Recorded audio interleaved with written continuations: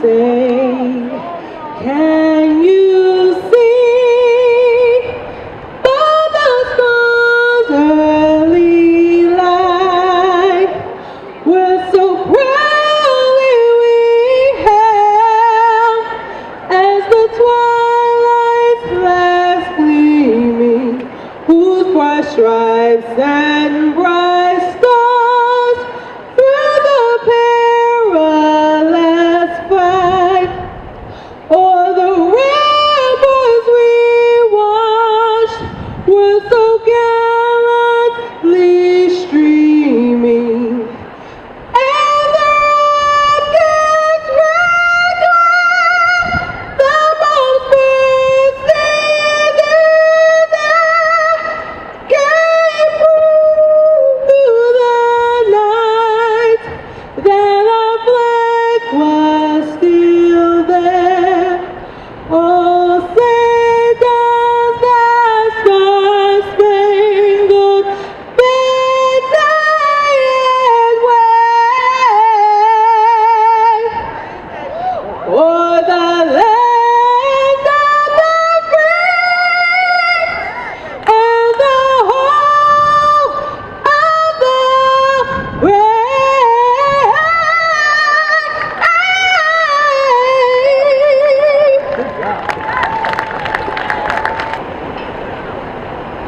Lift every voice and sing till earth in heaven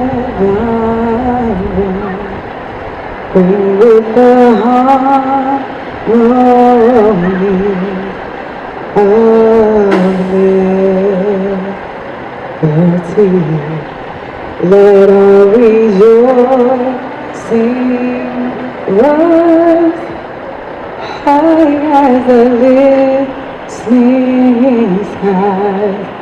Let it resound loud as a rolling sea.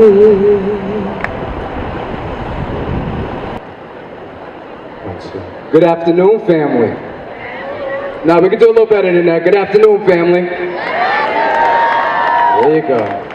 I want to start off by declaring how much of an honor it is for me to be here this afternoon with you, especially since over the last 2 years, the Jabari Society has selected legendary Englewoodian educators like Maria Satterfield and Dr. Helen Tinsley as previous speakers at our Juneteenth celebration. I'm humbled to follow in their footsteps, and it is an honor for me to be with you because I truly present myself this afternoon as your son, and not as the principal of the Genesis Middle School, but also as a son of our collective community, a product of all of you standing here in this space, in this moment of time. Some of you, as I look in this crowd, have directly had a hand in my growth and development and have had a profound influence in my life, like Miss Draper sitting on that corner. Others have indirectly made it possible for me to be here due to the struggles that you've endured, paving the way, much like our ancestors before us, who have sacrificed sometimes at the very high cost of their own dreams and aspirations to ensure that we could stand. So I do not take this moment lightly. I'm thankful for it, and if you remember anything at all from this Juneteenth celebration that I say, please know that your sacrifices have not been in vain, and that I love you intensely for allowing me to stand on your shoulders. In essence, that's why I embrace this moment to speak at Juneteenth, to be able to publicly say to my Englewoodian family that I love you. It has been said that between the years 1619, when our textbooks speak of first Africans arriving in Jamestown, Virginia as being brought onto the shores of our country as indentured servants, to approximately 1864, that within these approximate 10 generations, that our ancestors had a unifying purpose, a crystal clear moral imperative, and it was literal freedom. I've come to realize that after I've navigated through my previously nostalgic and sanitized version of time, and specifically this time of history, I come away now knowing that the likes of Harriet Tubman and Frederick Douglass and Sojourner Truth, must have been driven by an unconditional love, a persistent, unchanging love that is taught about in Community Baptist Church by Dr. Pastor Taylor. An unconditional love for even those who believe that life beyond the plantation was not worth pursuing. And yet, after 250 years of blood, sweat, and tears, our ancestors who fought and died to ascertain a literal freedom are rarely remembered for their love. Thankfully, as the story, as you know, as it continues, on that fateful day in Galveston, Texas, on June 19th, that the Union soldiers led by Major General Gordon Granger landed with news that the war had ended and that the enslaved were now free. Let me sidebar right here and note that this was 2.5 years after President Lincoln's Emancipation Proclamation, which had become official January 1st, 1863. I know this may be difficult for some of our younger people to fathom because in their world, Snapchat data reveals that over 400 million snaps are shared per day, and almost 900 photos are shared every second. Young people, hear me say this. Between the years of 1864 to 1964, over the span of about 100 years, the grandchildren and great-grandchildren of these rarely remembered loved ones pursued what is often acknowledged as their unifying purpose, their moral imperative, which was crystal clear: civil rights and public access. And they did this without the internet or social media. Yeah, you clap for that. And so, approximately 4 generations of your ancestors fought and were beaten, and some even died to secure equal access, to breach the borders that were so clearly drawn by both de jure and de facto segregation and the laws and practices that relegated us to perpetual poverty and marginalization. And so again, I had to come to realize that after I've navigated through my previously nostalgic and sanitized versions of this time in our history, I came away now knowing that the likes of Marcus Garvey and W.E.B. Du Bois, Martin Luther King Jr., El-Hajj Malik El-Shabazz, and many nameless unsung heroes must have been driven by an unconditional love. A persistent, unchanging love for even those who believed that life was beyond the borders of segregation and Jim Crow were not worth pursuing. And yet, after 100 years more of blood, sweat, and tears, our ancestors who fought and died to ascertain civil rights are rarely remembered for their love. So, if these suppositions remain true, we were unified under those ideas. If you were black in America during these 2 eras, it was very clear that your moral imperatives were driven by freedom and later equality. But here's the question that I have for my collective family this afternoon. From 1964 until today, what has been our unifying purpose? What indeed has been our moral imperative during the last 2 generations? I know many in this audience will probably say economic freedom. Economic freedom provides choices, unlimited choices. And so for many, maybe even some of you here this afternoon, many believe that the next unifying purpose, the next moral imperative must be economic freedom, the closing of the wealth gap. I'm for that. Whatever you believe, you should be believing in a unifying purpose, if anything of that sort could exist, that is undergirded by unconditional love. My plea, my petition, my prayer is that we learn to display our love a little bit more for one another right here in Englewood. You can clap for that too. Starting with this celebration of our literal freedom. You heard Michelle Dawk just a few short minutes ago say, bring a neighbor next year. And so you are challenged for the responsibility of not coming alone next year. Etch this in your heart. The person next to you, right next to you, is valuable. It doesn't matter if we agree on everything or not. She's valuable, he's valuable. It's time for us to recalibrate our thinking about each other. I need you. I need you, and you need me more than ever. So, whatever you believe qualifies as the third moral imperative, the unifying purpose that this generation must pursue, it must be undergirded by love. So look at the person next to you and say, by love. No, look at the other person next to you and say, by love. Love is a subject of vital importance, especially since many ideas concerning love are fuzzy or clouded by those who have hurt us along the way. But love is a matter of the highest priority. But now abide faith, hope, and love, these three. But the greatest of these is love. Let today mark, let Juneteenth become associated with the day we decided to love completely, so that we can experience a deeper sense of what it means to be free. Free to forgive, free to be forgiven, free to be creative and imaginative, free to own, free to control our resources, free to own our businesses and destiny and dream, free to live life to its apex. To those of you who have dedicated your lives in the service of others, we love on you today.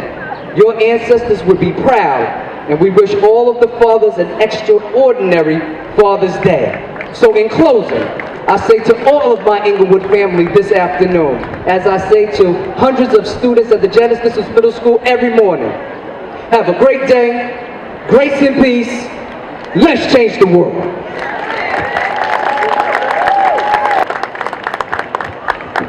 Are we ready to march? Ready to get started? This is a powerful day. It's a great day to be a resident of Englewood, New Jersey. It's a great day to be a part of this great community, the African American community. As we celebrate Juneteenth, we are one. This is our time to remember our history. We have a great history. We are a great people, and I believe we have a great future. And today we walk with pride. We stand on the shoulders of our mothers and fathers who died so that we could have the freedom to walk down Palisades Avenue. So join me today as we strut our stuff, thanking God for our ancestors and looking with hope towards our future. God bless you and make you a blessing. Thank you, Pastor.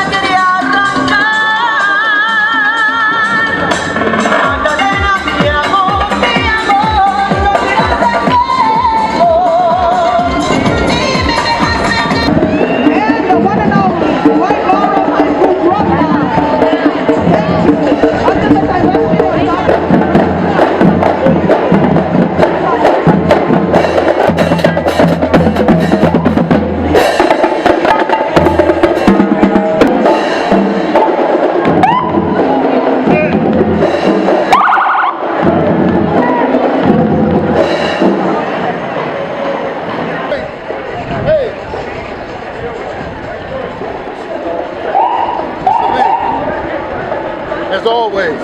Always on the job, man. Always on the job. Always on the job.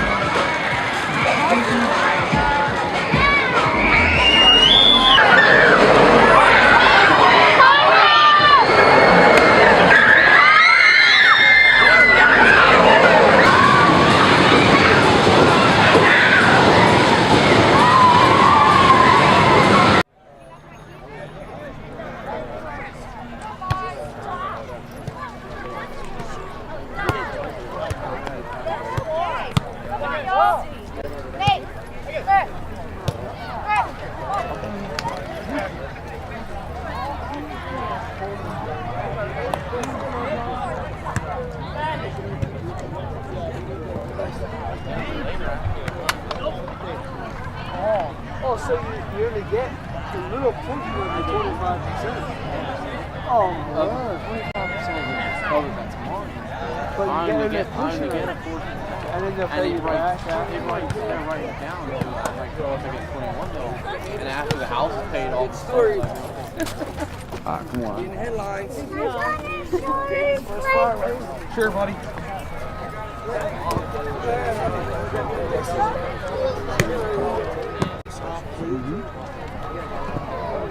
Cool.